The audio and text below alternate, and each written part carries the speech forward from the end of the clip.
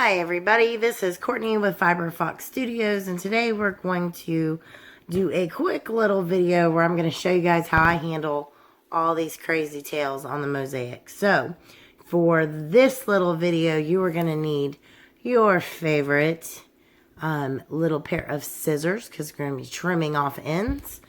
And I like to use a crochet hook that is smaller than the one that I've been using on my project to sew in my ends. I use this to kind of weave them in.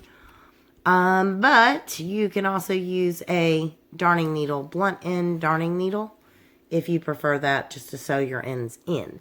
But my technique involves using the crochet hook, and you can use the same one that you've been using with your project. But I just like the smaller one, just in case I end up with an extra short end that I've got to deal with.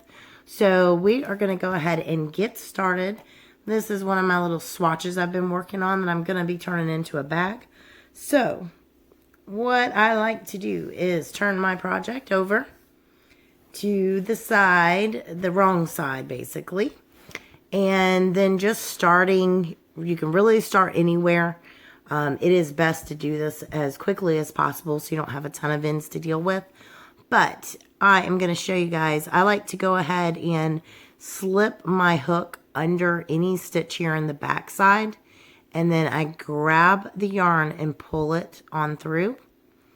And I like to keep it kind of close there to that end, so I'm just kind of turning that little knot that I'd made from cinching down. I'm turning it more towards the back side. And then I'm going to weave it in underneath another loop here in the back, just anywhere will do. I'm going to actually grab and pull up a loop this time. And then I'm going to grab and pull and like chain. I'm going to chain twice. And then I'm going to pull it on through. And that is where I'm going to cinch it down. And you have to be kind of careful. You don't want to cinch to the point where you draw in your project. But that's what I like to do to deal with my ends. And I do this a few times. So it's super simple, but the main thing is you're not going to have any issues with your tails coming out at any time. It's actually happened to me before on one of my projects. It was a granny square project. I was following a tutorial. They said just work around your ends there in the center and all the way along through your project. And then I handed that finished beautiful project off to a teenager who drug it around and loved the blanket so much that it got stretched and stretched and stretched, and the tails started coming out. So the entire centers of the granny squares were collapsing.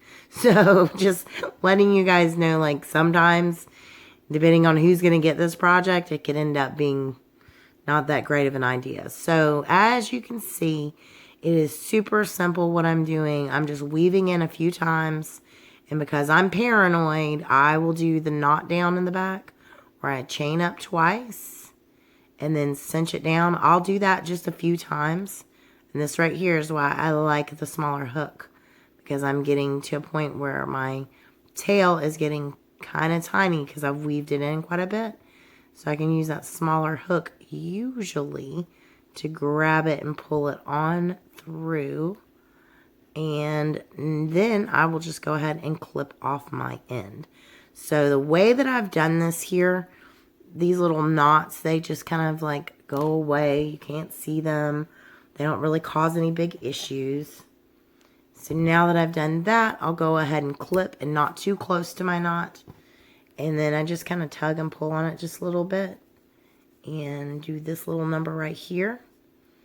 And it makes it kind of disappear. So just kind of tucking it into the project basically. So you can continue on down doing that on each and every one of these tails.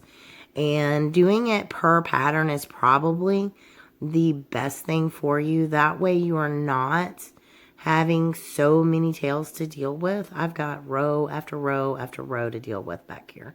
So just kind of keep that in mind. Doing it sooner rather than later is the best thing. And this is how I do all my tails on all my projects. I always just weave them in a little bit and then start doing this knotting. So that's just my preferred method. You, of course, can just sew them in if you prefer, especially if you're going to be keeping your project and you know that you will not be extra rough on it. Kids are rough. Things that are going to get washed a lot, you know, I just recommend knotting. I do. Some people say you're not supposed to knot. Some people say you can. Do whatever you think is best for your project. I personally prefer the knotting method. So, I did the same thing on the other blanket that you saw that kind of prompted this particular tutorial. I did the same exact thing on it. I did the knotting all in the back, and I try to keep it in different places. That way I don't have a bunch of knots like lining up, because that is noticeable to me.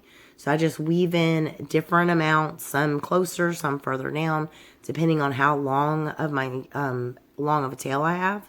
But as you clean it on up, it's going to end up looking really pretty. So I'm going to work off camera to do some more of these ends.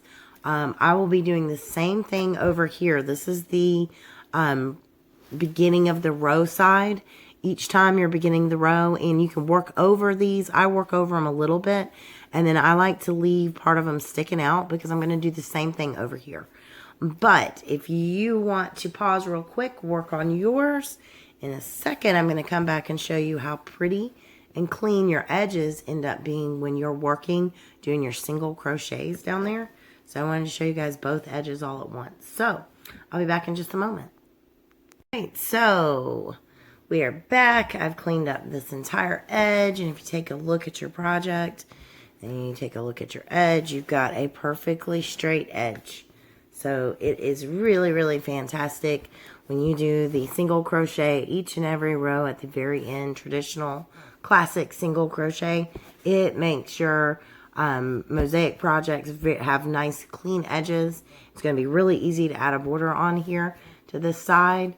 And another thing, if you're interested in the Apache tiers and you've had struggles with that in the past, with keeping your sides nice and even and straight, that was probably your problem. So check out any of those tutorials that are out there.